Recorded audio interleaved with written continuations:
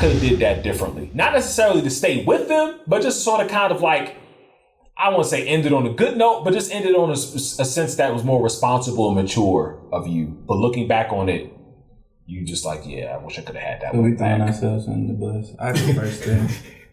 With the accountability podcast. I don't think it's necessarily throw yourself under the bus. I think it's just lessons learned. Yeah, lessons learned, but it's just, fuck niggas, you being a fuck nigga, you know what I'm saying? Boy, ain't shit, nigga shit, right? Let me hear it. So I know my biggest deal,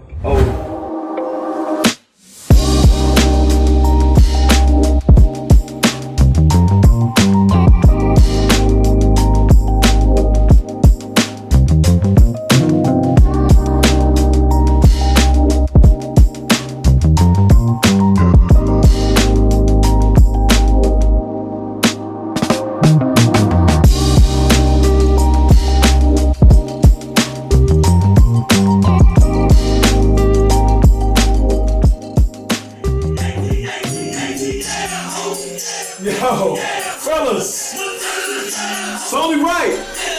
Being AT aliens, it's only right that we step into the spot,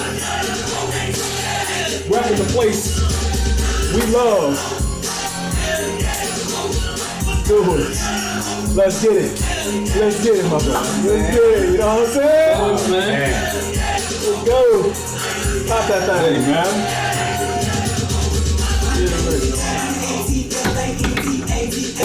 Ooh, hey! Hey. Oh. Yo, almost got a concussion. Yeah, my bad. He dodged that shit fast as hell. He dodged it, man. Thank you, sir. Get right. You gotta go back. Gotta double back. You bring your brother.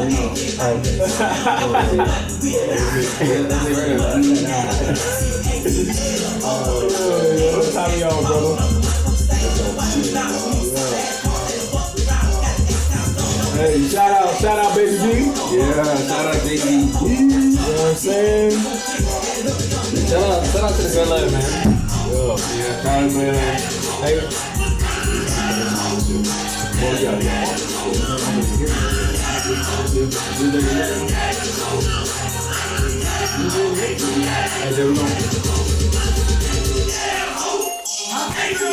Oh, that was the part. All right, so, gentlemen. Yeah. We here. Yeah. Season 1 is done. Yes, sir. We recapping. Yes, sir. But we also celebrating. We also stepping in. We also evolving. Right. We also improving. We also continuing to love and build and continuing to nourish and understand that we're here for a reason, fellas. Right. We're here for a reason. And I couldn't be more proud and more thankful, more blessed to share this moment with y'all. All right, man. Cheers. Hey, man, good shit, y'all. Hot boys, man. For real. Hot boys in the building tonight. Yeah, we could have played that too. Oh, for real. We could have did that. We could have did Rock Boys, but Let me see what that shot looking like, brother. Okay.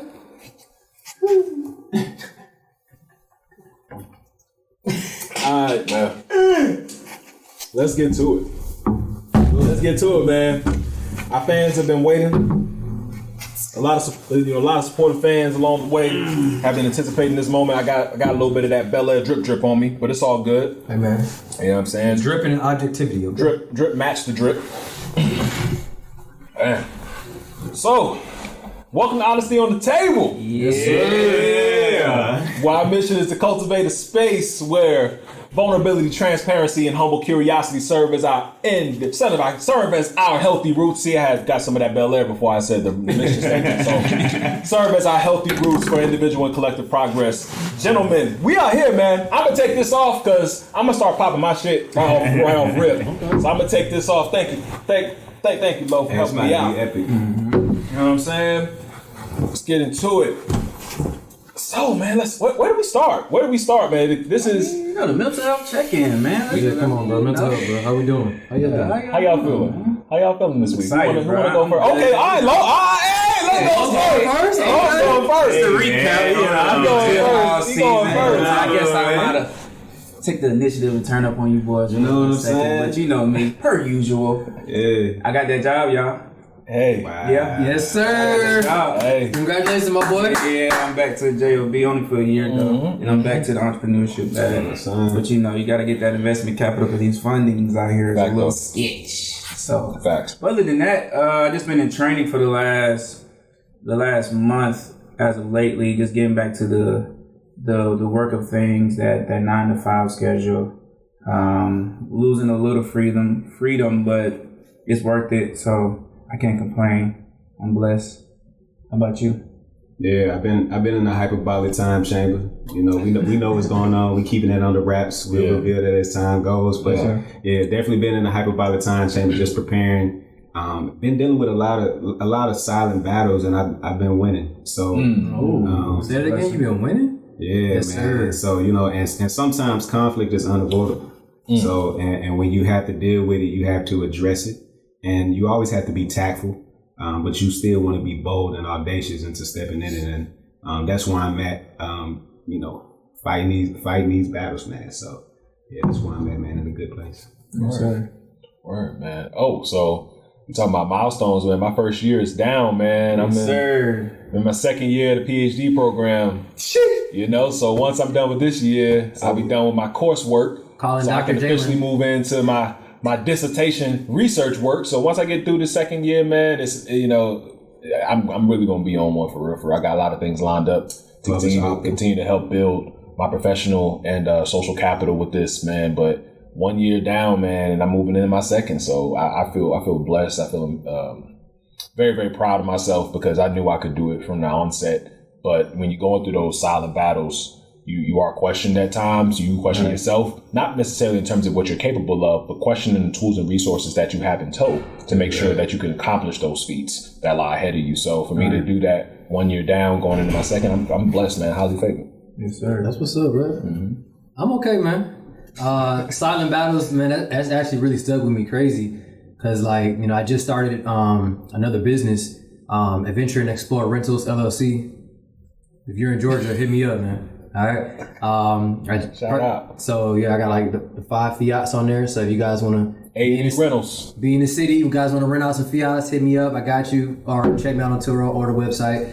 But I realized like creating that business, bro, like the devil was trying to like bring me down, bro. Like from a lot of, you know, just stuff going on in the background at the house and work and home. Like it's a lot, bro. Like, but I had to stay focused, and like what really made me stay focused is just like honestly that gym.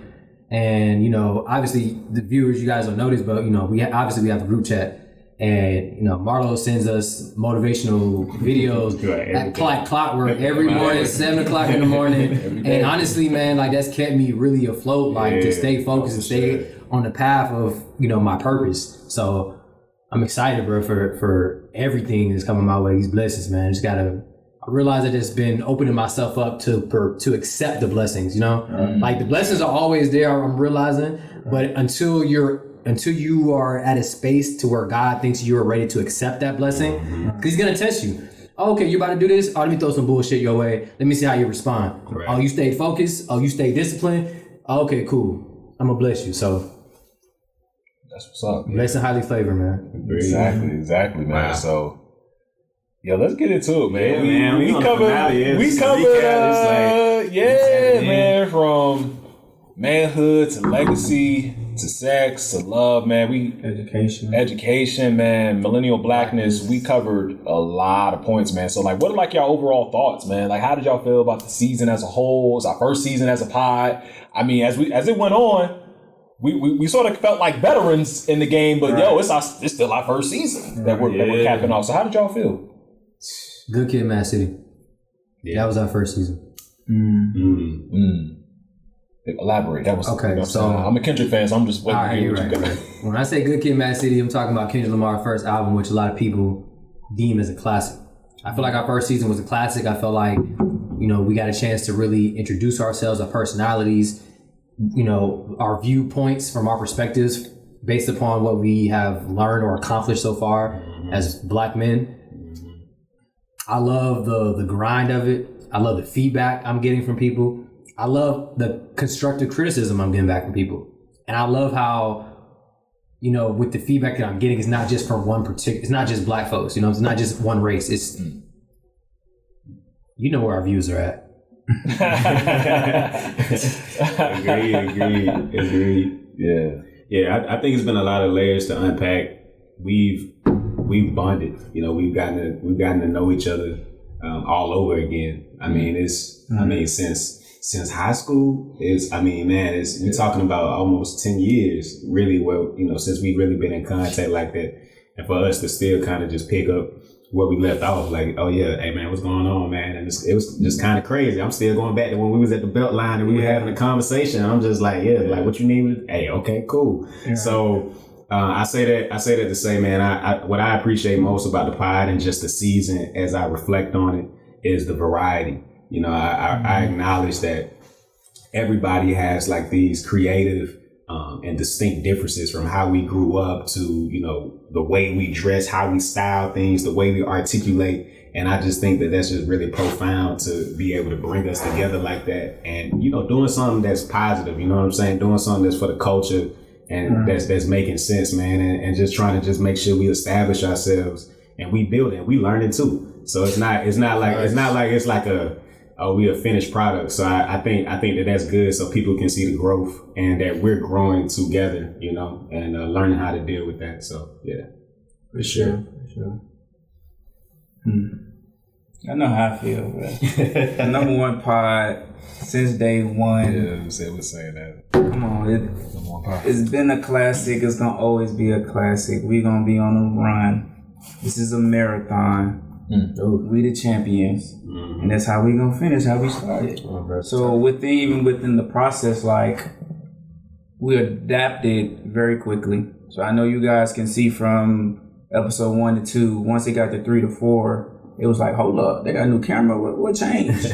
Oh, them boys. Ooh, okay. Yeah. Melanin popping. What happened? Yeah. You know what I'm saying? The respect we deserve from the cameras, man. Giving y'all that zoom in, that zoom out, everything. Audio changed, everything. So like, you know, through this whole process, we all were just really coachable. Everybody did their thing to research to what's best. The communication was superb. Everybody was mostly on the same page. We didn't really have any differences for real. If somebody came up with this idea, we was like, bet, let's go. Break this down, explain that.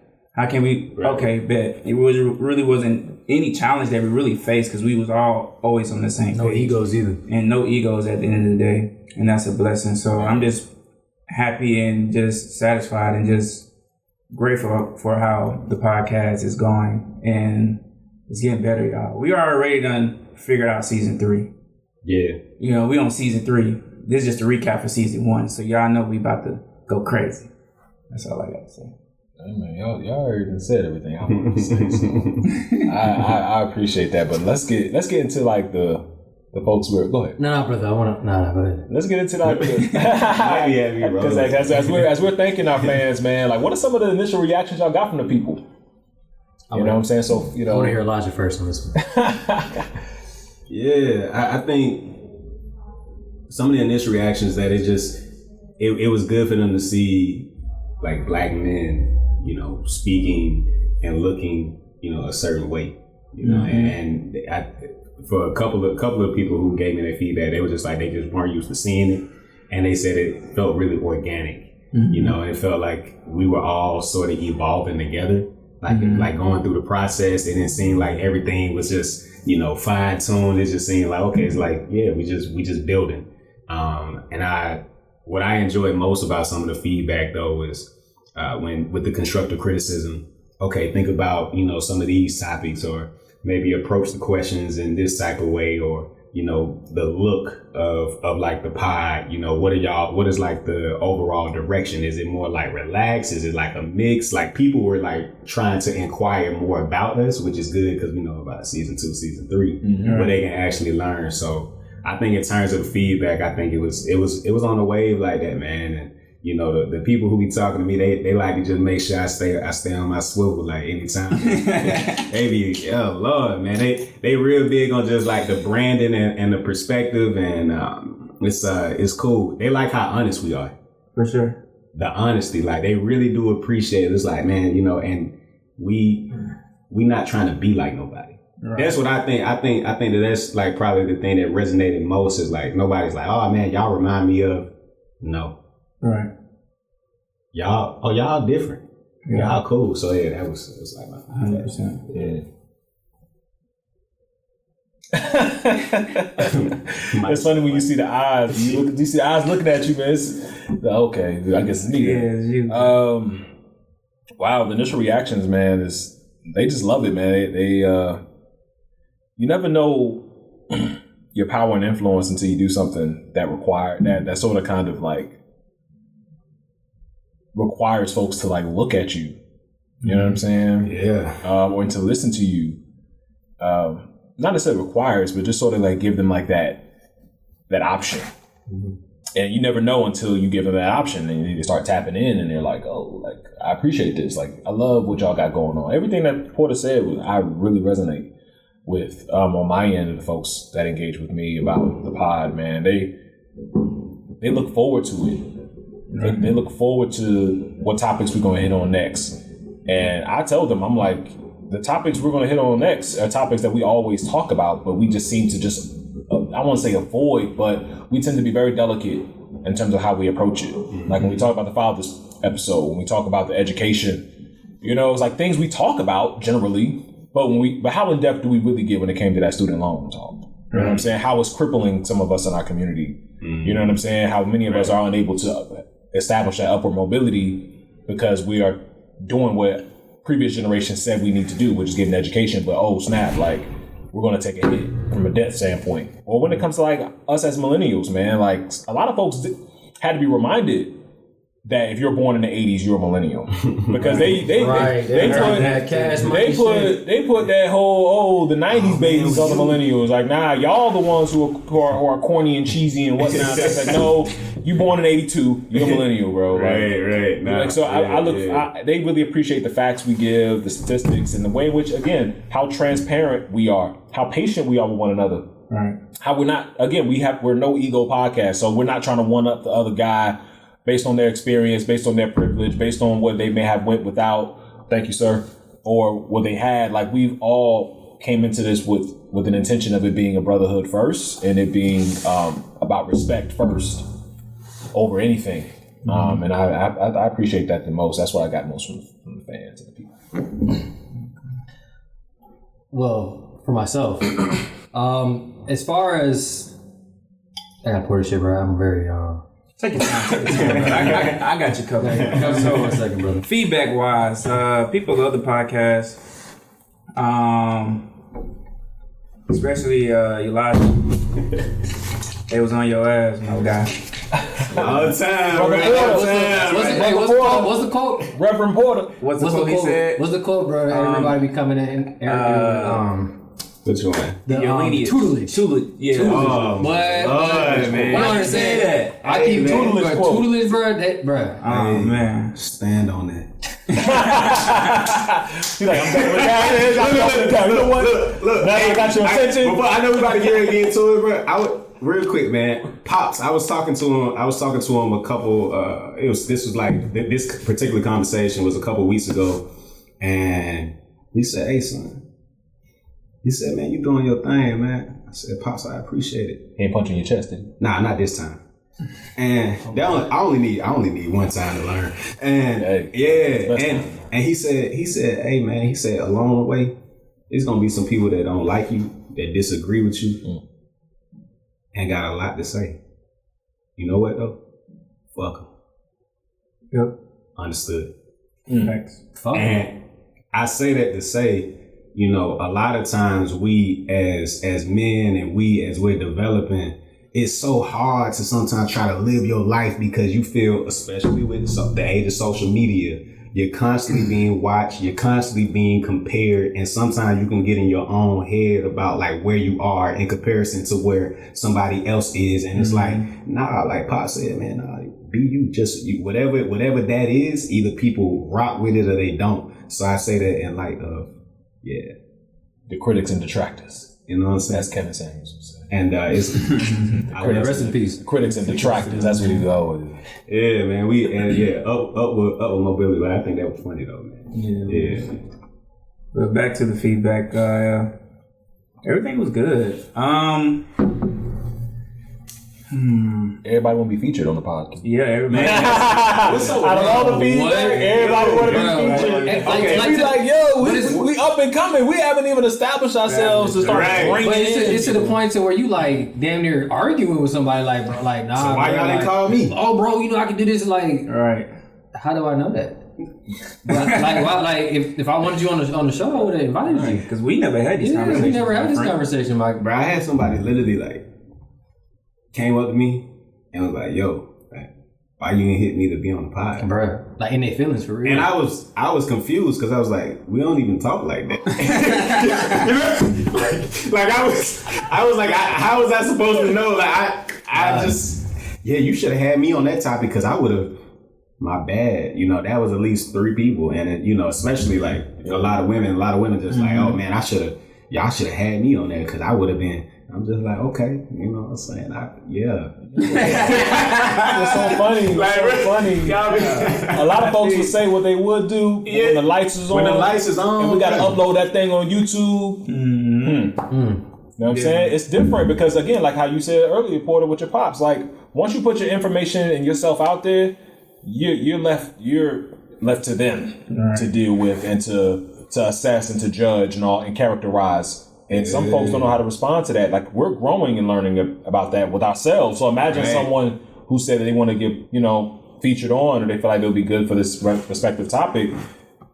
They got to be able to handle it and carry their own weight too. Right. Yeah, and you gotta be cognizant. I mean, one wrong move is like, we see like just like we was talking about like the verses and everything like that, the Ray J and all of the R&B, and it's like they got that clip forever.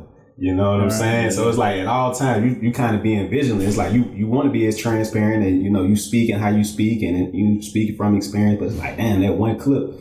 It's a meme now, you know what I'm saying? If I was in charge of verses, bro, and Ray J came out there with that bullshit, bro, he wouldn't have got no chip. All right. Hey man, look man, that Usher did his thing though. Shout out to Usher. Right. Yeah. What's next, bro? All right, what episode y'all want to recap, man? I mean, we went over love, man, manhood, education. Like, where y'all want to start? What y'all feeling right now? We can start off with sex, bro. Sex. Yeah. So, in pre-production, let's talk about this. Some behind this. In pre-production, we was talking about a couple of questions, and a question that you all have known by this point is, what are some tactics, some things, your game plan for, in the bedroom, right? Mm-hmm. And we gave our spiel in the episode wrapped. And one of the fellows was like, yo, Jay, you forgot to mention the hot towel method. Right. Talk about it. And I was like, damn, I did. And we was talking about it for days. Me and Porter was talking about it like a couple of days before, man. And so this is the hot towel method if you don't know. So you're handling business, right? Mm-hmm. After every round, in order to keep the rounds going, that's the secret. Mm-hmm. Oh, we're talking about that method. Yeah. In order to keep you going. You know what I'm saying? Get you a nice clean rag, first of all. Okay, don't use the rag you wash your ass with. Get a clean rag. Nobody doing that. Get a clean rag. All right? Yeah. You'll get fellas. Listen. I'm putting you on. Get the clean rag, warm it up. As you're warming it up, make sure it's nice and hot. And have a follow-up hand towel, also clean, with you as you're getting ready to go right back into the room. Squeeze the rag out, of course. And you bring the nice hot towel out. You put it on your lady's flower. It soothes her, right? Soothes her. Wipe from front to back, gentlemen, if you don't know. Front to back. After that, you follow up with the hand towel. You dry and cool her off. During that time, you're recharging. Because it takes about a good minute and a half for that water to heat up. So at that time, you're recharging. So then, she's nice and cool, laid out. You go back into the bathroom, you do yourself. This is the key. You do yourself. Go put the rag right under the hot water, squeeze it out, put it on yourself, clean yourself up, and as you're finishing and you wipe, Squeeze the tip, pull. Bang. Do it again, bang. Put the hand towel, dry yourself off, lay back in bed. And you know me, especially based on that sex episode, I got that water by the bed. So that's another opportunity for me to hydrate. Hit off my lady with the water. So next thing you know, you find yourself back in round 2. And you continuously do that for the duration of the evening. And be sure, I'm looking dead in the camera because I'm serious. Be sure to put both the hand towel and the rag in your laundry basket after you conclude your evening. Jay. No, you do. You're right. You have to say that though nowadays. So what's the time frame that we're talking about between wiping of the 3 to 5 minutes. Man. All that's within 3 to 5 minutes, because mind you, that water is still running. Mm-hmm. You got to keep it hot the entire time you pamper. So we're talking about basically 10 minutes after a round in order to get back in. It should be about 5. It shouldn't be that long. 10 minutes. 10 minutes is a long time. She gonna dry it up. All right, so let me ask you guys a question, fellas. This is real talk. Yeah. How many rounds y'all doing each session? Depends on how I feel. It depends on my Let's just say we're at prime. Let's say we're at prime sex mode. So we're like we're horny, we're ready. You know what I'm saying? We're good to go. We're not tired. We ready to fuck. And I mean, I don't even really think it's about the round. It's about how long can she last until she taps. I was really asking how long can y'all last. But I mean, when you are in double D mode. Double D mode. That's right. AKA determined dick. Yes. Sorry. When you're in double D, you are lasting as long as she. We're trademarking that. So for any of y'all, we got a business attorney here, so we're trademarking double D. So if any of y'all want to try us, that's all right.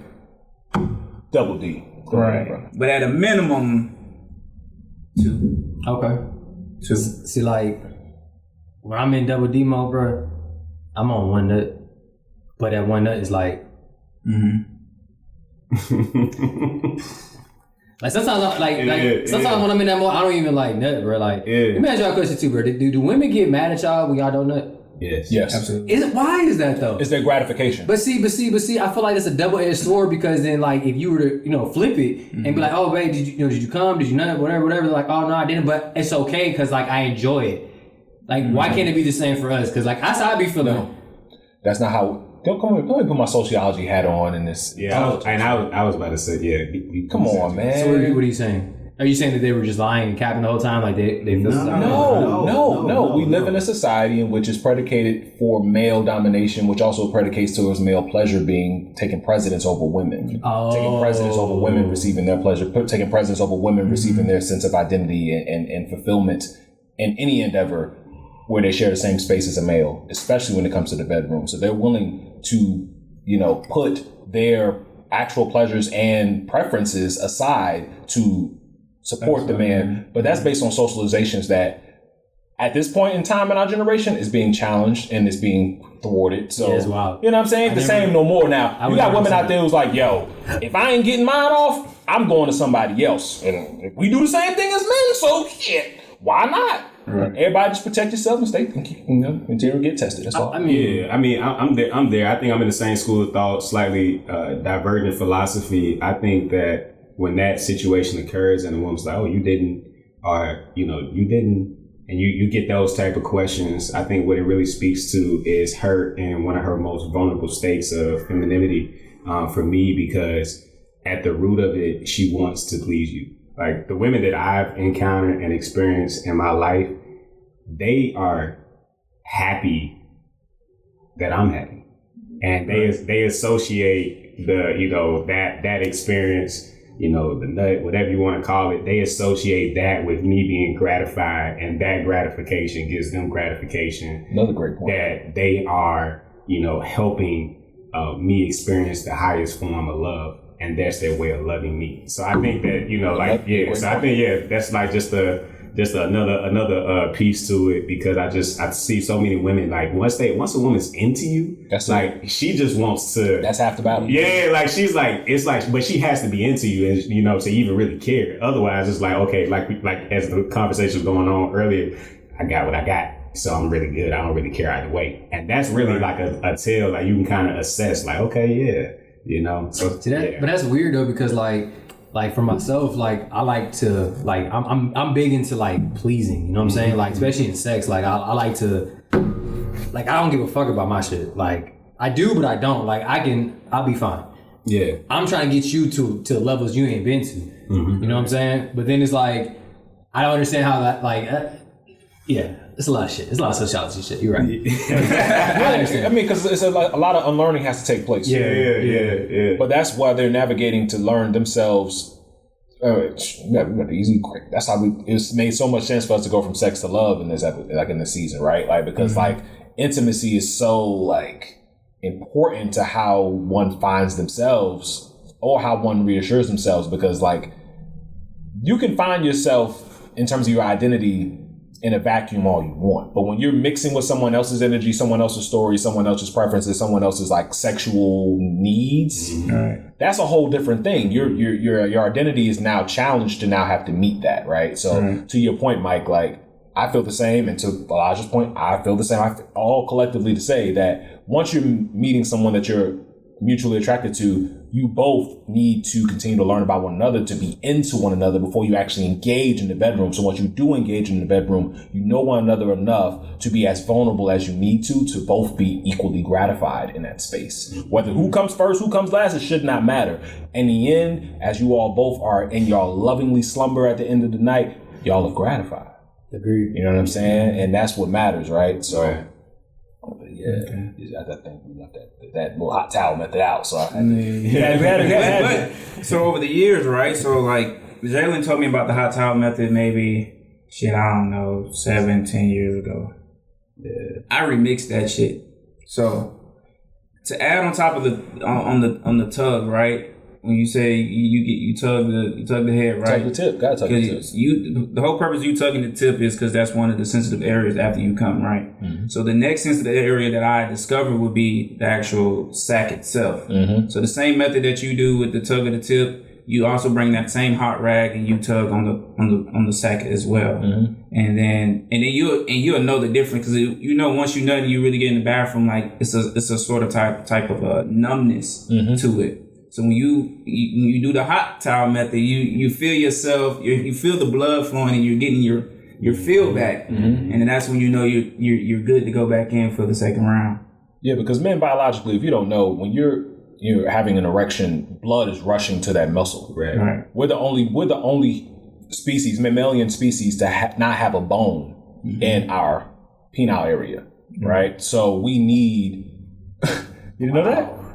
Yeah, every other male mammal has aside from sea mammals, I'm talking about land, they all have a bone of some sort of like permanent structure there to keep them upright or to assist them in their uprightness. So that's why it's very important for you all as men to exercise, to eat well, to drink plenty of water, because you're dealing with nothing but veins and vessels in your muscle. And don't forget to do legs, bro. Don't skip leg. Seriously, like that's a part of that shit, bro. Yeah, don't put like 1,000 plates on it either to try to bust a good squat. Do night. Have you seen that? No, the videos religiously crazy though. Yeah. Yo, don't be a $125 and you're trying to lift 3 something to try to show your bros that you can do it. Stop that. Right. Stop that. That's wild. You're gonna injure your back. You're gonna injure your joints early. So stop with the bro lifts and really channel yourself to find. Honestly, calisthenics is where you need to be at. Calisthenics, yoga, meditation. I'm telling you. And Pilates. And a lot of breathing exercises. You know why? Because while you're in the mix in the bedroom, you need to start breathing. A lot of guys don't breathe. That's what I learned. When I stopped breathing, I was so caught up in the mix, I wasn't fulfilling the things I needed to fulfill for myself or for them. But when I started to slow down, that comes with practice. So you got to practice too in the bedroom, too. Once I started to slow down and breathe, I was like, hold up, I know what I'm doing. Everything made sense and things come together. Sure. But that was good. That was a good piece of it. Part build on that one. All right. So what questions do we have for the love? When you know you found your soulmate? When do you know you found your soulmate? When do you know you found your soulmate? Some of us still searching. Some of us may have lost someone we thought would be or could have been our soulmate. But when do you know you found your soulmate? I don't know. That's a good question. That's a good question. Still And figuring out. I also, Do you believe you can have multiple? Because there folks out there were like, you got multiple. That's You why I can't was- just have just one. Because we have just one and it doesn't work out, then that means you can be a savage or whatever. But it's like the no part is the part that I kind of like, because I sometimes I think, that's eventually like, you find out and it's validated in a sense, and then therefore but I think that initially, of course, is like, I believe that this person is my soulmate, and in essence, and hopefully that other person believes, and it's like almost like a faith piece to it first, that okay, we have this faith piece of we both believe that we are each other's soulmate, and so we start moving and acting and behaving in such a way to where something occurs and is validated with, I know that this is my soulmate, if that makes sense. So that's why I was like, I get that. Like, I'm just like, okay, the no, but I think the no only happens after the believe. Like, both parties are like they've like bought into like, yo, One. like it's, and then it's like, it's something that, it's something that happens. Talk. Yeah, it's like, oh yeah, Like this is, I don't disagree with that, but I want to do a rebuttal to that though. Yeah. Like I do agree that you have to have a faith piece to it. That like, oh, okay, like I think Marlo, when you were like, okay, yeah, like they're the one. Was that like a confirmation of like, okay, the other party is like, okay, they're the one too, so I'm gonna start moving in a way that shows that person is the one. You know what I'm saying? Or are you saying like? So I feel like within the back end of you saying that's your soulmate or believing that's your soulmate, it should be basically like a natural action, a natural attraction. Yeah. Because we're moving, basically when you found your soulmate, or maybe possibly they're the one, you're moving in ways that's unfamiliar. And it comes back to you checking yourself like, damn, am I doing too much or is she doing too much? But it feels good. Right. You're questioning yourself, Right. but It's you like want to this. do more. And it's just a natural attraction. It's just a natural way of you expressing how you feel, whether you're attending to the love languages, different things that you might be doing in the bedroom, physical actions of purchasing things, dinners. You might be doing some really extravagant shit that you never did before. You might be going to wineries and shit, but you usually just take a ticket to go to crew to go get a hookah. Yes. You know what I'm saying? You moving different. I don't disagree with that. Like, but I think that's more like, I don't like the beginning stages, because like I feel like You want an example? Sure. I got an example for you. Yes. It's about your wife, so don't trip. So like, for instance, like you knew Della was the one, right? Because explain the beginning on how you guys started dating. So you guys met up, X, Y, and Z. Y'all went to high school together, very familiar, X, Y, and Z. But you guys wanted to pursue each other. Once you made up in your mind that she was the one you want to pursue, how many days apart did y'all go in a row? Let's talk about it. That's moving different. That nigga petty, bro. No, that's a perfect That's good. So to answer your question, I agree with you. When we first started really linking, we went probably almost a year without not seeing each other every day, right? But I would tell you this though. I'm gonna be honest with you. Like, I from just personal experience and just living life right now. Soulmate to me is like, you gotta have some time on there, bro. And when I say time, I'm not talking about like, you gotta be with this particular person for so long. But like, I need to see you through conflict. I need to see how we are, during the hard times. You know what I'm saying? Because every shit's cool when the shit's easy, but everything good, everybody good. But when it's time to face conflict, how do you respond? Right. You know what I'm saying? How do we respond together as a unit? Do we disconnect from each other? Or do we come together stronger, or do we really trying to find the issue? To me, that's what really figuring out what your soulmate is, because it's like, because at the end of the day, no matter what, I have to realize that we're all human, right? That people are gonna make mistakes, that people grow. You know what I'm saying? The person I met today isn't the person is not the same person is going to be a year, 2, 3, 4, 5 years from now. To me, a soulmate is that throughout the conflicts and throughout time and us growing and maturing and finding our purposes and moving together, is that love still there, and has it gotten stronger, or have we kind of like was that really just like a phase, and then Correct. you know when shit started boiling, we started folding against each other, you know what I'm saying? Like, so that's all I'm saying. I think when it comes to a soulmate, it does have a, like, you do need a little bit of time, and you do need to see how you guys respond to conflict with each other. Are you gonna work it out? You're not gonna talk to each other. You know what I'm saying? Are we gonna have a real conversation? We're gonna cuss each other out, call each other. You know what I'm saying? Like, what are we gonna do about the hard shit? Because to me, that's what's gonna really let me know if you solid or not. Right, through the thick and thin. Yeah, through the thick and thin. That's really it. Like, so, and somebody asked the question: do you think you can have multiple soulmates? I think you could have a soulmate for a moment.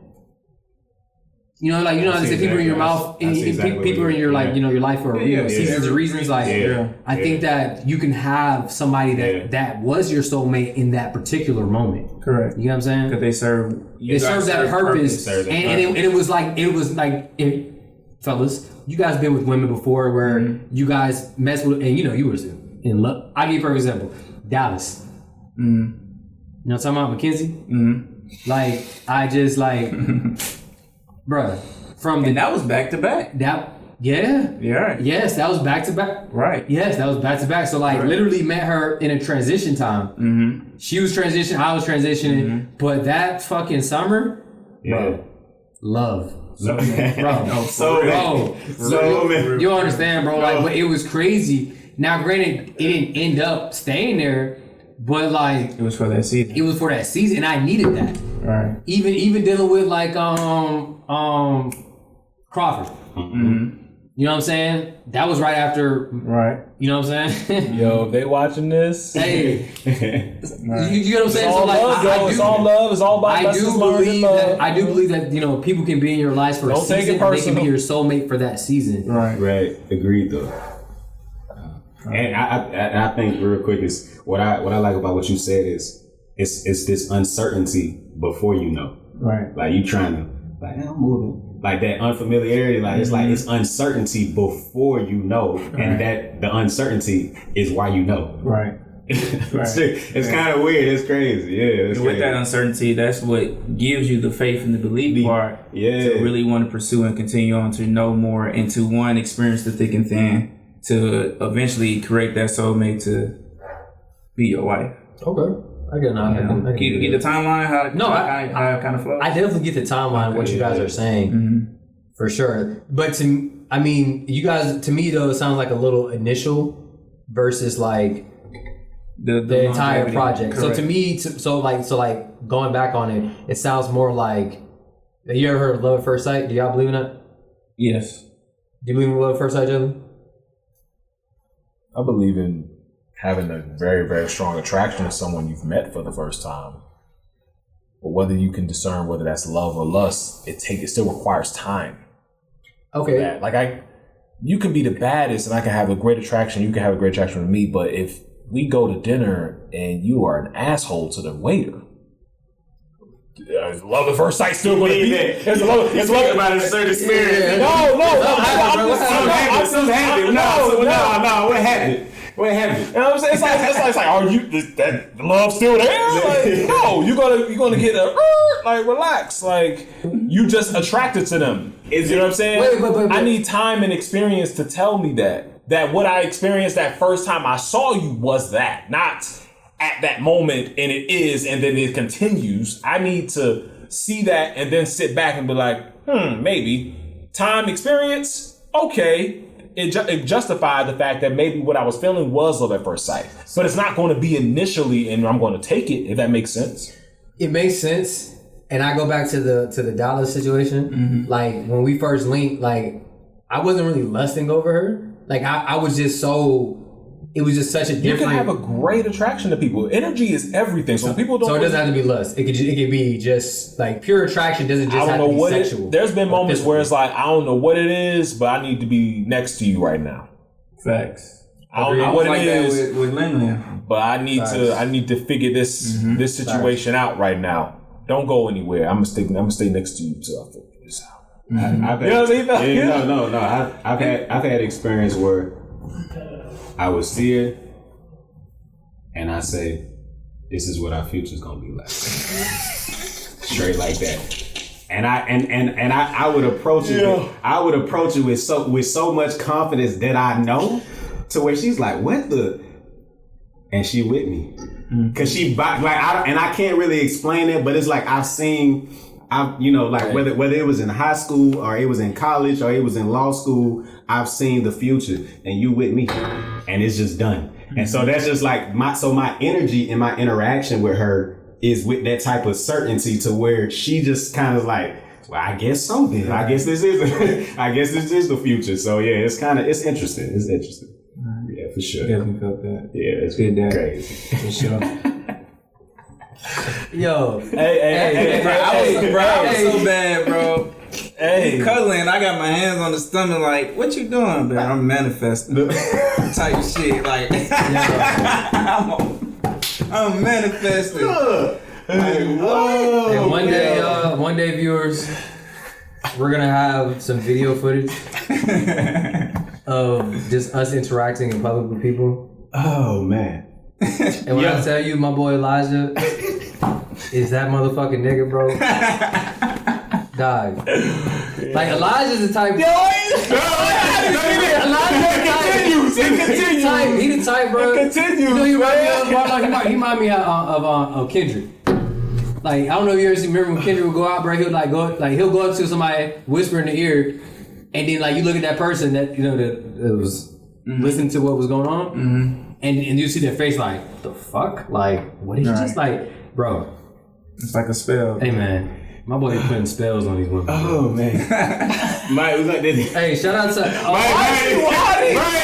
always happens, yo. It always happens. He just gets in the air, bro. You become a topic. I don't even know how he directed that. Like, nah. Hey man. Yeah, that's slow funny. motion, man. Yo. Mike got the greatest energy I've ever seen, bro. I love it. That's my guy. What's up? Yeah, this guy's funny, man. Oh man. Wow. What's the next time? What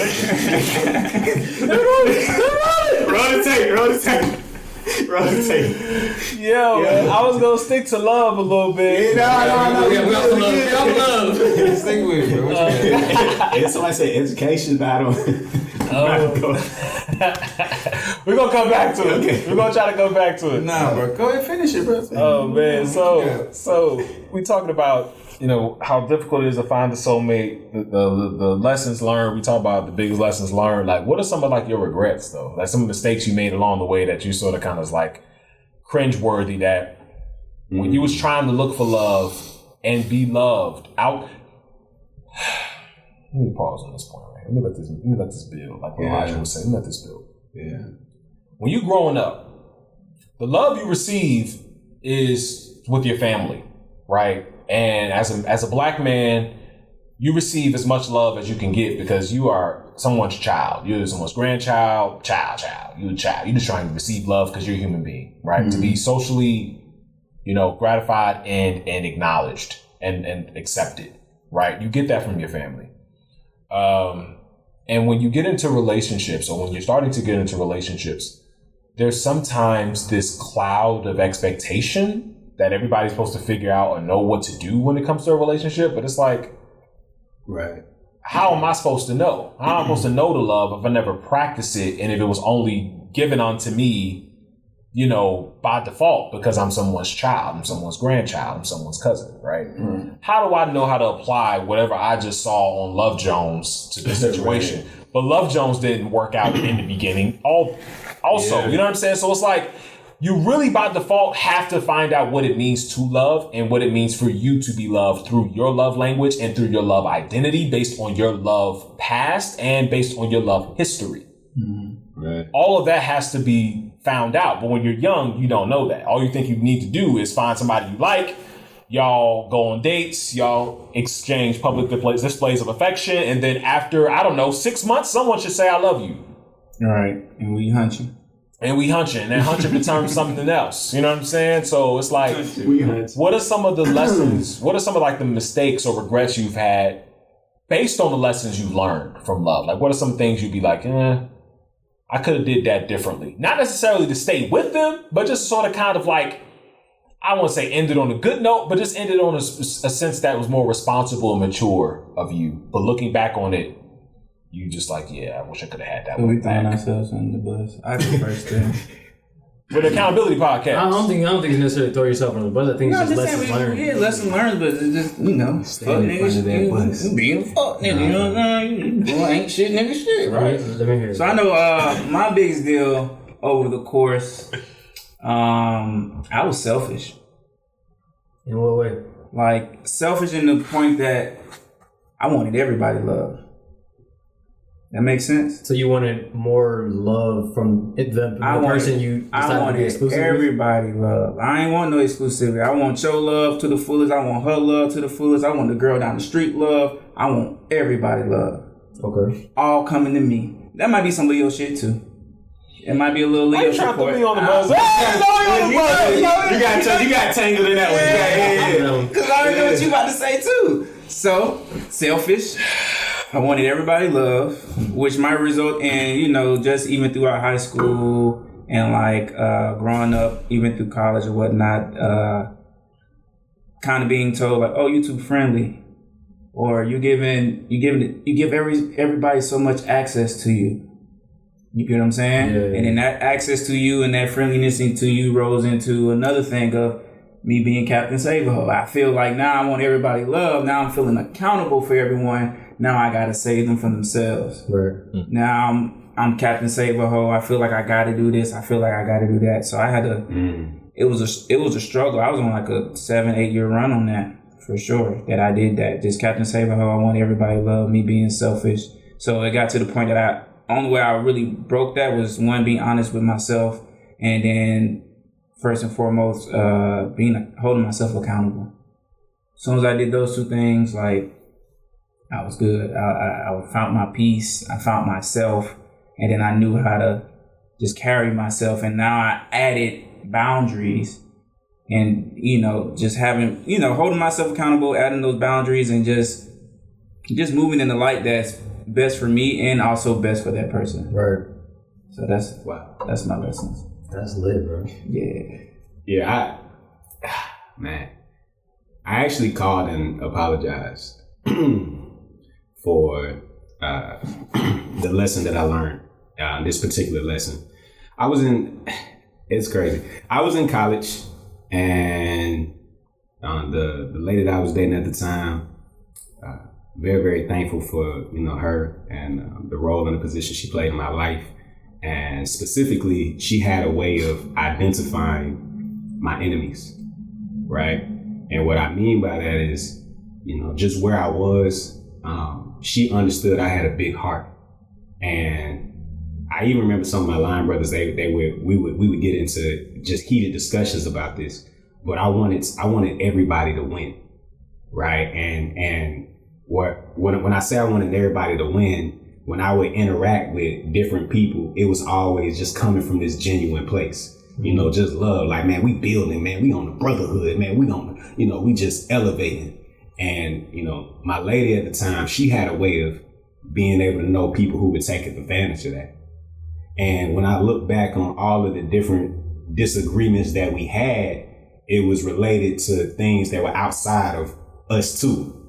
And what would happen in this particular situation, I remember I was walking, and we have the new student center that's on Fort Valley's campus, and I was waiting on two friends in there, and they wanted me to, they were going through some tough times or whatever the situation may be, and they needed me to help cover the food or whatever. Me being the type of person I am, I'm like, okay, it's just a couple dollars. We ain't gonna really trip. And from that, like, literally, I remember her telling me, she was like, yeah, why are you always doing such and such? Like, she had like a list of questions, like, why do they always call you when they're doing this, but not when they're doing this? They seem to be closer than you are. You seem to be closer with them than they are to you. Just how they da-da-da-da-da. I was like, nah, what you talking about? Nah, they wouldn't do that. And then there was another situation where we got into it in a very, very heated discussion. And the reason why I even got to that point is because I didn't recognize that my friend was trying to use me. right? Trying to use me for a ride, to take them from this place to this place, try to use me for my money because they know I don't, I want to see you win. Like if you need it, I want to be able to help you. And I remember like years later, it was 5 years later removed from our relationship. And what she said would happen came true. And what I had to do, I had to call her. Because one thing about me, I don't have an issue with accountability. Like if I make a mistake on something, like if I'm wrong on something, like apologize. Yeah, like I'd be like, I said, hey man, my bad. And so I called her and I said, I just want to apologize. And she was like, what you talking about? And I was just like, well, I remember back when we got into this, discussion or whatever about X, Y, and Z, and that came to pass. And she said, I just love you. I was just trying to protect you. So I think the lesson that I learned was just like, right? I feel like take a deep breath right there at that moment. Like the love doesn't look like what you think it looks like. Mm-hmm. You know what I'm saying? And it's not going to always be pleasant, and it may conflict with what you want to do. And you may not be able to understand or recognize that love is actual protection. Mm-hmm. And it's not, so when your woman is speaking on certain things, it may not be coming from a place of jealousy. It may not be, I don't want you hanging with the boys. It may be that them guys that you hanging out with aren't in your best interest. Right. So why would I even put you in that position? Because I know what it's going to do to you in the long run. Right. And so that was like some maturity and some growth that I gained over the time. And like I said, I called and I chopped it up with her. And I said, I was like, my bad, I said, I apologize. And like, we've been cool ever since. So it's, it's love. That's lit. Yeah. Sure. You trying to slide? You want to go ahead? No, brother, go ahead. Wow, I have so many lessons, so many things I could have been like, I could have had that one back. Oh man. We was talking about soulmates a while ago, a little bit ago, and my girlfriend now, she knew that I was going to be her husband. Wow, I always say 2 seconds into me knowing her. It was probably about a couple months. And I was just like, I don't know about all that, shorty. And me not knowing about all that turned into 2 years of a situationship. Now, we'll get into situationships next season. Right. Those are beautiful things. But, Mike. So for our relationship, I always tell people that I've known her for 5. We've been together for 3. I leave those 2 years to let anyone else figure out what happened. But I would say in those first 2 years of situationshipping was me still questioning myself because I came out of a long-term relationship at that time. So I was, when I first met her, so I really was just trying to like, you know what I'm saying? I was trying to shed whatever toxins of that last relationship was, take on whatever lessons of that relationship was, and move into a healthier space to find out what it is that I wanted to do next when it comes to love and relationships. Some people take breaks. Some people damn themselves to all hell and say, I'm not going to go back to a relationship for whatever reason. And other folks just move from one relationship to another. I say exercise whatever is healthy and in the best interest for you. You know what I'm saying? For me, I thought I needed to, be on my lonely, just learn and do what I need to do. But I also still had that craving of wanting to be loved and appreciated by everybody. So while I had her attention, my girlfriend's attention, who I was in a situationship, who I was just mixy with at the time, I was still looking for more gratification for some reason. She wanted to love me. She wanted to settle down with me. She wanted to be in a relationship. But me at the time was like, nah, I'm going to just do what I want to do and whatever. And looking back on it was, damn, like I should have just said, you know what? I'm hurting. I got out of a long-term relationship. I'm not ready for another. You should not be fucking with me. But instead, I was like, I got out of a long-term relationship. I don't want to be in another one, but I'll continue to engage with you knowing that you want more in hopes that you would leave me alone. You ain't shit. You know what I'm saying? You know what I'm saying? Waiting on that one. So it's like, Do you feel like that was a? So because of that, because you have to be, you have to be on the same page with the person you're with constantly. You have to find different ways to evaluate where you are. And it's funny how a lot of guys would trip whenever the woman would be like, what are we? What are we? What are we? Because they're trying to make sure that it's mutual. It's mutual. It's mutual. It's mutual. Because if it's not, someone's going to not only get hurt, but they're going to walk away with battle scars and wounds that may be too deep to stitch. So I would say, for me, I was on one end and she was on another end for 2 years. And it got to a point where I made a fuckboy decision in 2019. I played a spade and thinking I was going to win the book. Let's just say that. And it didn't work out in my favor. And I had to do some soul searching by myself and go into the lab in the summer of 2019. And then me and her talked, and she was like, well, what do you really want from me? Like, I'm about done with you. You know what I'm saying? Like, what do you really want? Like, I'm about done with you. And I was like, well, for some reason, I feel like I need to be here next to you. I need to learn how to be better, but also need to learn that maybe this has something, worth fighting for if I just paid attention and move my ego out the way and move my whatever kind of inflated sense of searching for love and gratification from others out of the way and step out on faith.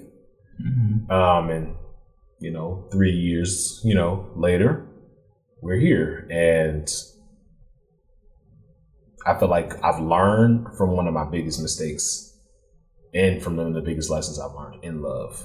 You know what I'm saying? I'm actively learning that as I'm reminded of that. Not in the sense of like, she's reminding me of the things I did, because she does not. We went over that hump. You know what I'm saying? The woman has to forgive you, bro. You know what I'm saying? Like, or vice versa. Vice versa. You have to forgive them and not bring it up completely and move forward and really look forward. We got over that hump. I'm just saying, like, there are different moments where I am sort of kind of triggered by those mistakes I made.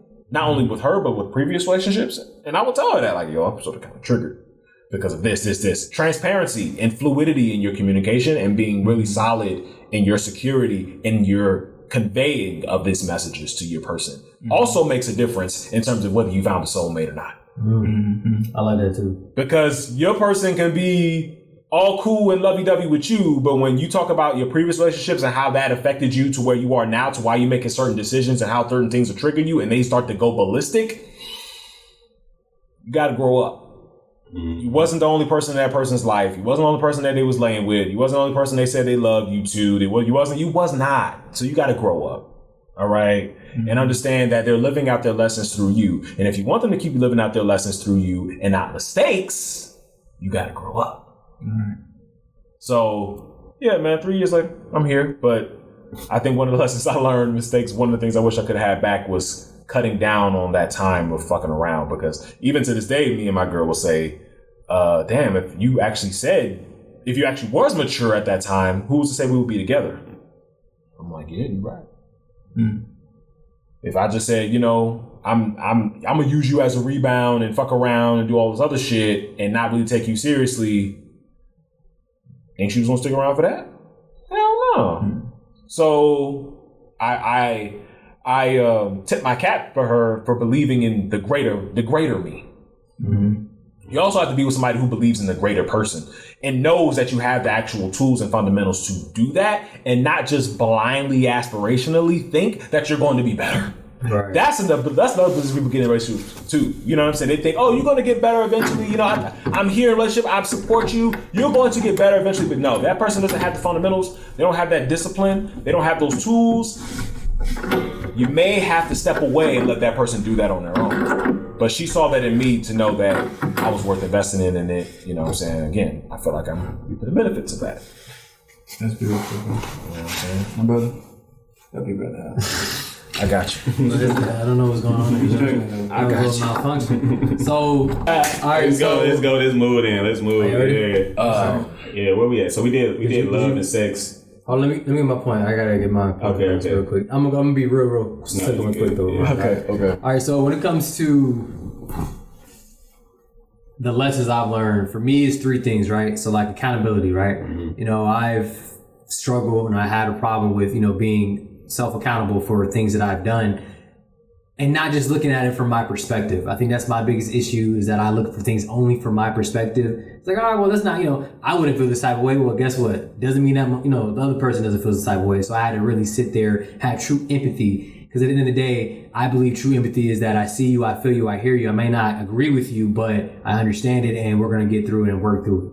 Right? So accountability, lack of self-love, right? So like, how can you love somebody if you're not fully loving yourself, right? To the fullest. Yeah. And loving yourself is not just holding yourself accountable, but it's also holding other people accountable. You know what I'm saying? It's so like, I used to have this thing where it's like, I would draw a line in the sand. Like, I'm drawing a line in the sand. You can't cross this fucking line. Guess what? Now what? I step back and I'll draw another line. You know what I'm saying? Like that was the issue that I've always struggled with. To the point, and when I say self-love, I'm talking about like, you know, doing things that I want to do. Saying no when I really don't want to do something, or when I really don't believe in doing this type of way, but because I want to people please you, right? I'm a people pleaser. That's the issue I have, is that I try to people please because I think that holds value in love, and it doesn't. Does that make sense? Mm-hmm. Like, you know, I'm thinking that because I'm satisfying you and, you know, giving you gratification and whatever it is at the particular time, that's supposed to give me fucking love points, right? When in actuality, that's not the case. And that's where I fuck up a lot, is that I think that because I'm doing something or I'm, you know, loving somebody how I want to be loved, that actually means something, and it doesn't. Mm-hmm. You know, with your partner, you need to know their love languages, right? Jalen spoke on that. Like, you need to really, really understand that shit and really speak to it. Because at the end of the day, you have to reach that person. If you're not, you know, if you're only reaching somebody how you want to be reached, how you guys gonna prosper? So like, I would say those are the things for me. Lack of accountabilities are things that I've learned and I'm still currently working on. Mm-hmm. You know, because everybody think they shit don't stink. Come on now. Everybody think that. Everybody think they right. Everybody think that their perspective is the only perspective or the logical perspective, and it's not the case. And you really, really have to sit down and really challenge yourself. I had to challenge myself as a man. Like, you know what, Mike? You really was on some bullshit, bro. Like, real talk. Like, you did some lame nigga shit. Just like you really did some lame shit just now. Mm-hmm. That's real. And then I would say the last thing, just to wrap this up, is forgiveness. Like true forgiveness, right? Whether you have to forgive your partner truly for the wrongs they've done to you, right? I say wrong because we're all human, right? Nobody's perfect, right?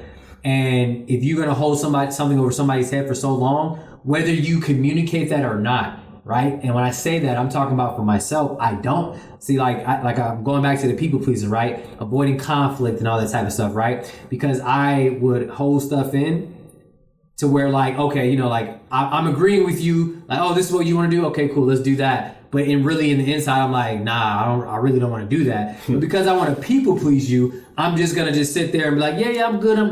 But low key, I've really been building a resentment towards you to the point to now I'm snapping on you for what?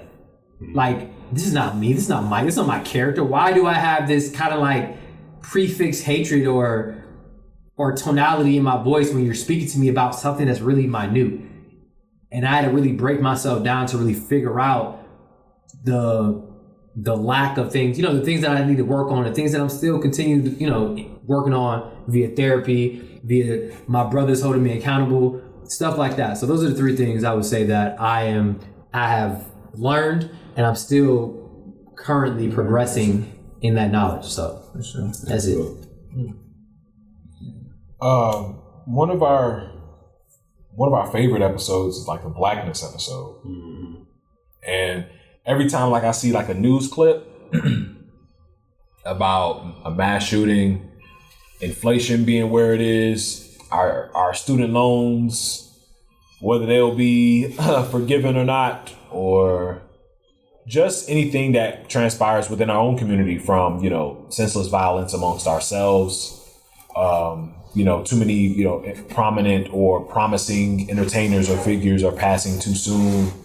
There's just a myriad of different things that leaves me puzzled and no longer angry, but just more so disappointed in the progress that many folks tend to speak of when it comes to Black progress in this country. So what are some things that you feel like again, it goes back to this same question, what are some things that at this time of social unrest and inflation and all this stuff that you feel like we need to do to really remain more insulated and more protective of our own more than ever? I think it's important. There's a lot of layers to that because we see so many shootings, so many people dying. It's a lot of hurt people out here, particularly our own. And what I've noticed is that many people don't have much to live for. So I think one of the foundational principles, because when you think about it, things have gotten to the point where somebody cuts you off on the roadway and you ready to start blasting. Somebody steps on your shoe or they unintentionally bump into you. So now you feel like that's an affront, that's an attack on your manhood. And now you have to assert yourself in a certain way. A woman doesn't want to give you her number. And so you take that offensively. And so your immediate reaction is to respond with violence. And this is getting more and more prevalent. And I think it's at a point to where we're no longer just collectively, in a sense, many of us are no longer thinking about the long-term consequences of the short-term decisions that we're making. And when we're not thinking about that impact, that creates a big problem for us as a generation and us as a society in order to move forward, because we're only thinking about right now. Everybody is YOLO. You only live once. That mentality, that mindset, I live for me. Nobody cares about the next person. Nobody cares about your daughter or your son or your niece or your nephew or your brother or your friend. Everybody's like, it's about me. So I think there has to be a transition in the selfishness of the individuality in the culture. And then there also has to be a realistic aspiration that gives somebody something to look forward to. No, I don't want to, for example, there were a lot of instances where I could have been the person that could have easily engaged in selling drugs, right?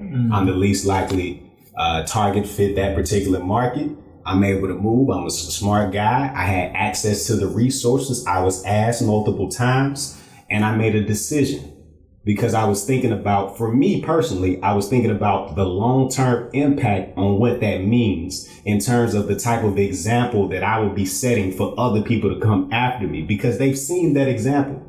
Others have seen the example of the quote unquote drug dealer that looks and dresses and gets this and that type of girl or what have you. And they've seen what that leads to. They've seen the example of making it to the league or what have you. But I'm a different example. And so therefore I wanted to live my life in a certain way to where when it's reflected upon you, that's not the only route for success. So I gave myself a value and an aspiration on what I don't even know I've actually become just yet. But I know that I didn't have to do certain things, or I rejected certain activities specifically because I wanted to be a certain type of example. Right. And so what I'm saying is that one of the foundational things outside of taking care of the home, we know that father, mother, raising the child, instilling values, morals, and principles. Outside of that, they need something to live for. They need something to be, to become, man, I'm excited to go become whatever. And it's like, that's the part that I think it's like, it's missing in our culture. Cause when you ask people like what they want to do or what they want to, so many people have no idea. So it's like, I don't give a fuck about my life. I don't care about none of this. Like, I see that a lot. I don't give a fuck about none of this. People having suicidal thoughts. I don't have no reason to live. What's the reason? Why am I here? I don't have no answers. Y'all keep telling me to talk to the Lord and I don't get no response. The response that I think that I should receive. So therefore I'm empty. I feel trapped. So I'm going to put a gun to my head. That's it. I feel trapped. I can't get out of it. I ain't got no job. Ain't nobody trying to help me. I ain't got no resources. I'm trapped. I'm going to put a gun in my head. That's it. And it's happening so much to where it's just like, damn, man. And so what I think, from my perspective, outside of taking care of the home, taking care of the family, encouraging more of the family dynamic where you have structure, you're able to have more financial independence and stability. I just think that we should have something to live for. Everybody should have whatever that thing is that's driving them, it should be pulling them, and that should be encouraged. Right. And so I think that that's something that I would just like to see more of. A lot of times when we see what's happening with these mass shootings, a lot of times it's rooted in rejection. You know, somebody didn't like me in school, or this girl that I was interested in didn't give me certain types of attention, or this person said this thing that really pissed me off, or I'm considered the pariah. I'm the outsider. I don't fit in with them. So it's a lot of rejection and not knowing how to respond to that type of conflict, which leads to so I just think it's just like, yo, like, where we taking them, you know? And I think that it trickles down from like the family dynamic to personally to just the country. Where are we going? Mm-hmm. And it's just like when you talk about like women be like, where are we going? Cause it's like, if you ain't got no direction, you just on the boat, just rocking back and forth. So that's my thought process. We got to give people something to live for, and people they gotta hold that, you know, whatever that is. That's my thought. Okay. You summed it up. I don't even know what to say after that. But to even piggyback off basically what you said, bro, give the people something to live for. But then that just goes back into, like we were saying previously in the season, about the mentorship. Yeah. So even with the essence of the mentorship is basically giving them something different to, one, change up the mindset of what they're used to in their immediate environment, to have them dream of something bigger than what they see. So mentorship, I also would say with the mentorship, also just community development, just making the hoods somewhat of a beautiful place, teaching them. We got to go back to the farming and the OG shit. Oh, yeah, agreed. Yeah, bro. So we got to go back to that. Also, even going back to episode 7 about the success guilt. Even those who are in that upper echelon career field or status, also coming back to the community to be that real life example for the generations coming up, for them to see it, feel it, touch it, speak to you, look at you, smell you, all that. You know what I'm saying? The glitz and glamour. Because if you really ask them now what they want to do, they really don't know. And then typically how it really plays out is they want to be what's hot. Yes. Period. That's it. That's an influencer or whatever. So if you want to influence them to the good things, that's what's hot, other than the drug dealer, because that's what's hot in the neighborhood. So therefore I want to be him. Right. So provide them the actual people with good standing to be that example will be also perfect. And also, I think we hit this earlier in pre-production about the working on the emotional intelligence. That was a big one that we talked about, which was spun off a whole nother. So I'm gonna leave it that on the emotional intelligence. And that's the secret ingredient to success if you don't know. Yeah, agreed. You know what I'm saying? The law of attraction, of course, is the secret, but having emotional intelligence takes precedence over talent, work ethic.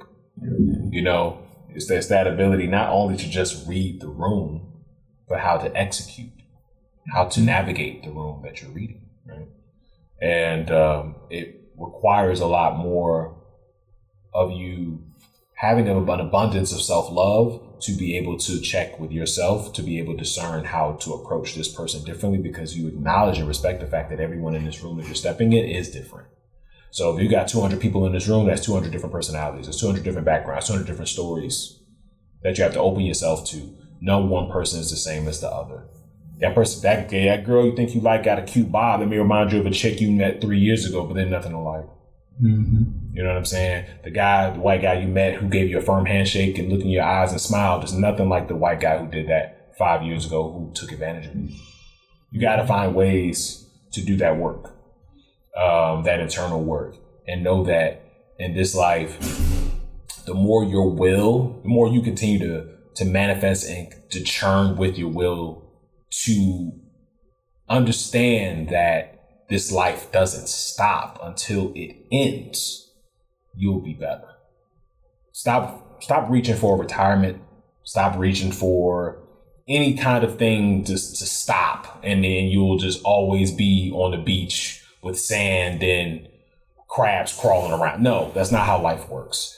Once you understand that this game always requires you to play, always requires you to play, you're going to have moments when you win the chip. You're going to have moments when you don't. Moments when you sit in your ass on the couch watching it from TV.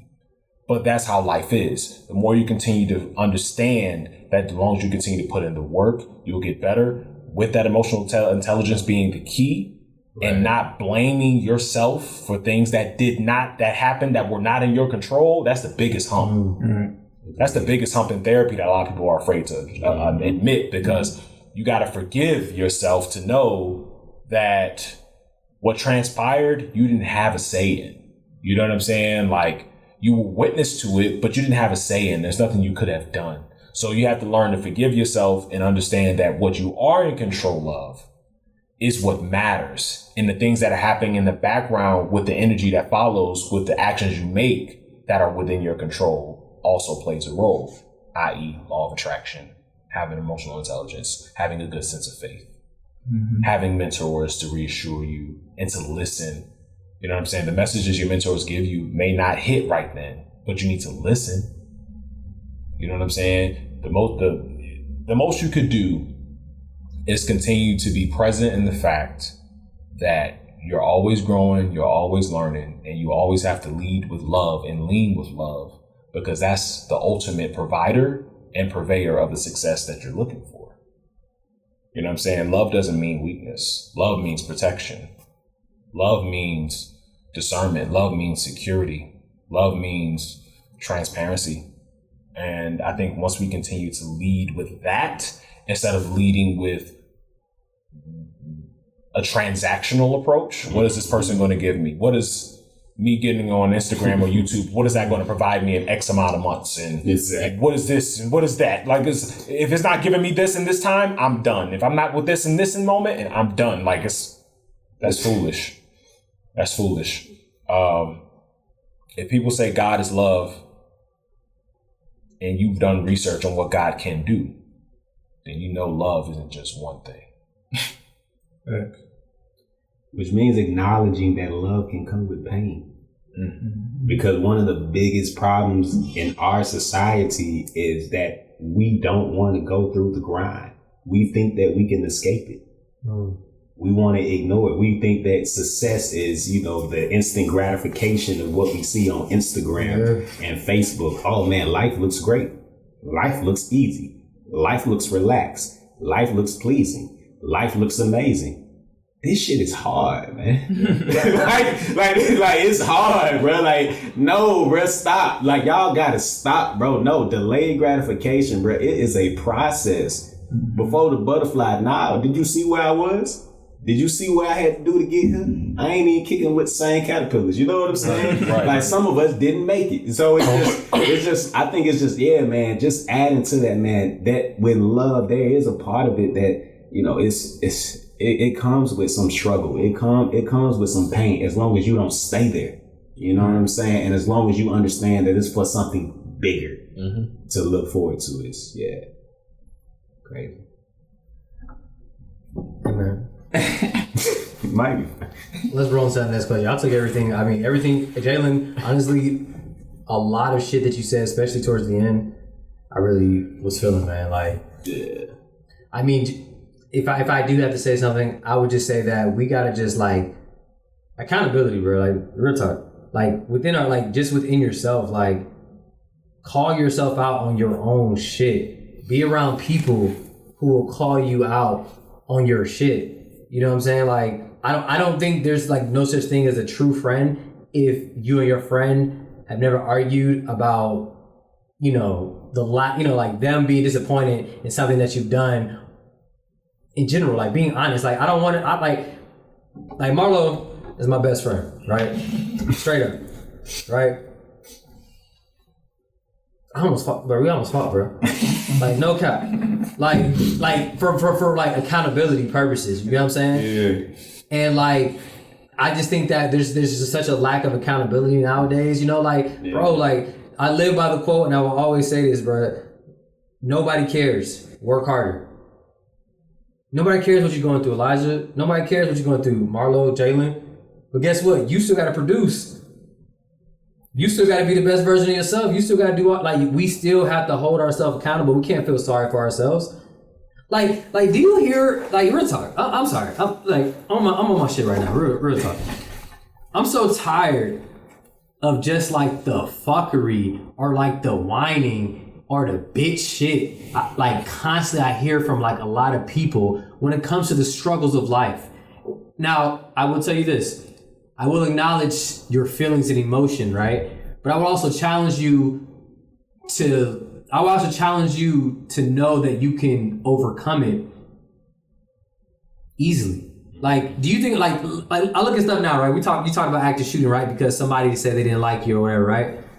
I saw a picture the other day of right when they integrated segregation into schools, and there was a black woman holding her black daughter's hand, and it was probably like 1,000 white people around just screaming signs that say nigger, all this other stuff, right? Guess what?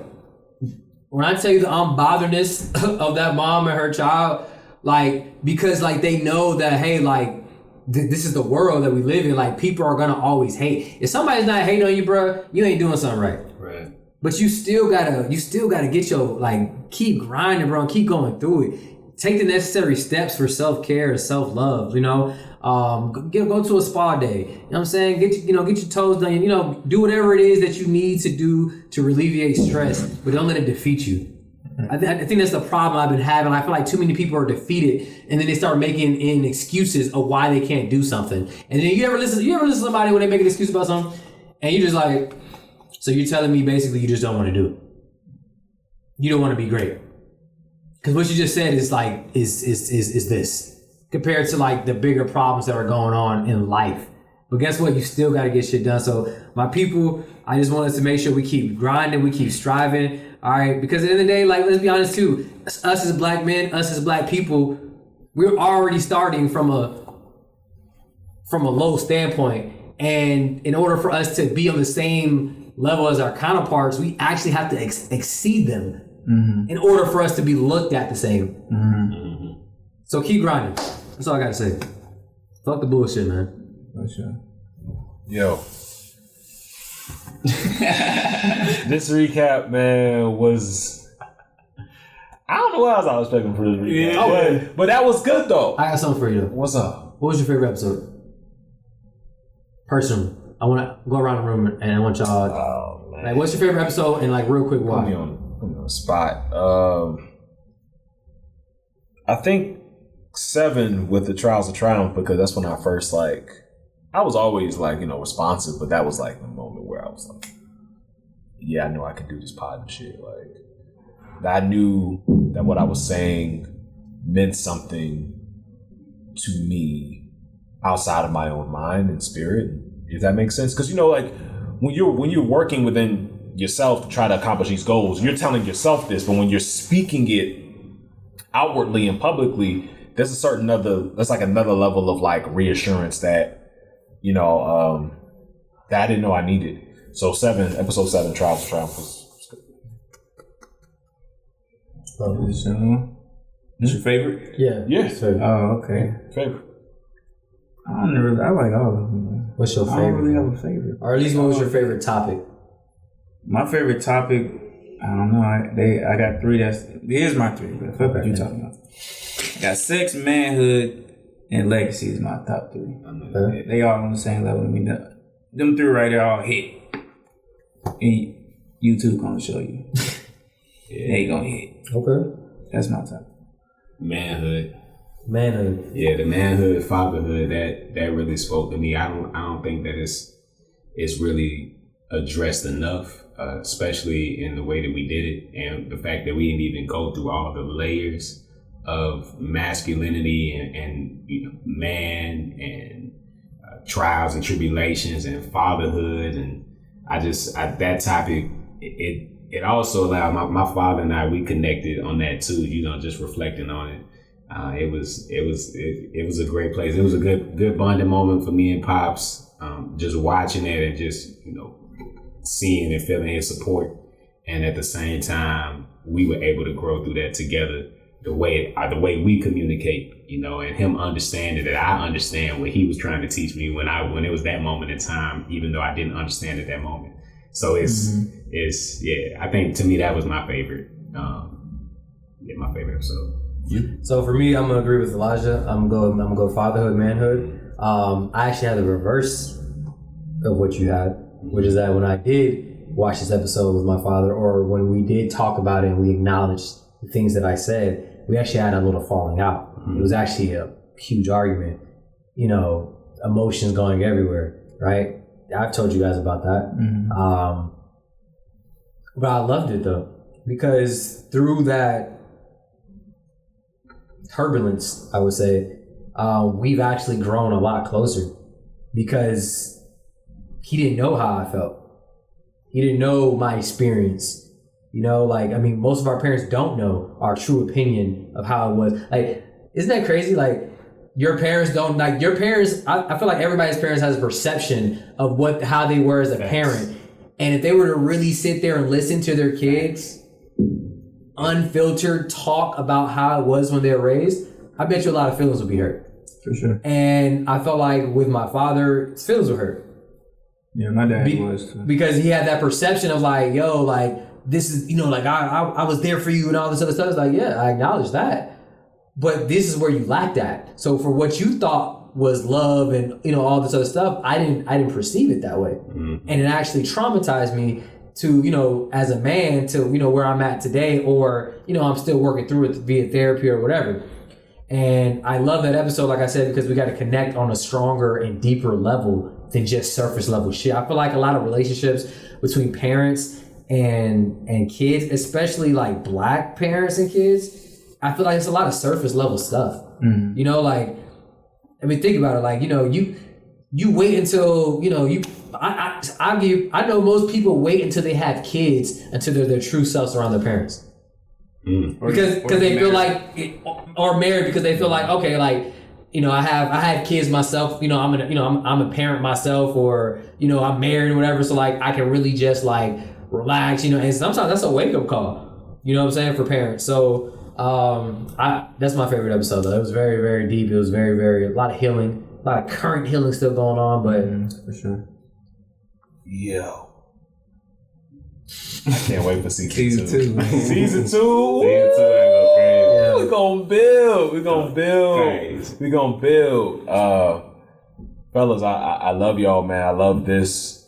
I couldn't be, again, like I said, at the top of the key with the toast, man. I couldn't be more blessed and fortunate to have shared and to watch these ideas that we have that culminate to episodes in this brand of honesty on the table. I couldn't be more thankful to share it with y'all, man. But I wish we had another bottle of that rosé to tap us off, whatever. But fellas, family, honesty on the table, season 1 is now officially closed. And to Elijah's point, and to Mike's point, and to Lowe's point, and to our point, we got to continue to move forward. So season 2, October, look forward to that.